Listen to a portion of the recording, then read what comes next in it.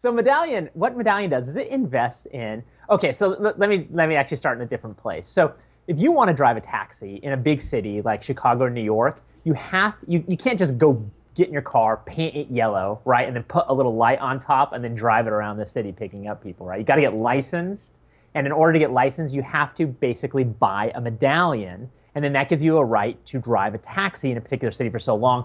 Well, those medallions have been going for over $1 million in New York City for quite a while, which leads you to believe that driving a taxi isn't such a bad business in New York City. And they were going for something like $350,000 or $330,000. I think it was a year, or I don't know what the time period was A in couple of years Chicago. ago in Chicago, yeah.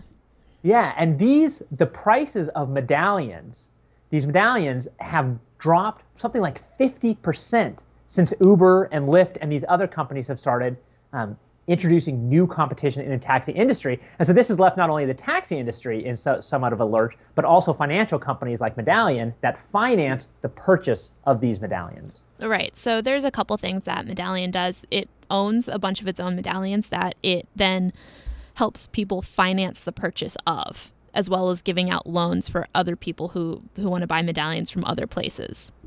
Just to make that clear. And so then when you think about it from a bank's perspective, when these prices on these medallions plummet, and these are the things that are collateral for their loans, it's big trouble for the financial industry, for those financial players. Let me be specific, for those financial players that focus in this area. Yeah, I mean, just to give some hard numbers here, just so people have an idea of what we're talking about, the example that you gave for Chicago in 2014, medallions were at around $350,000, and four this year have sold for $150,000 out of, I believe, foreclosures, which is crazy. Yeah.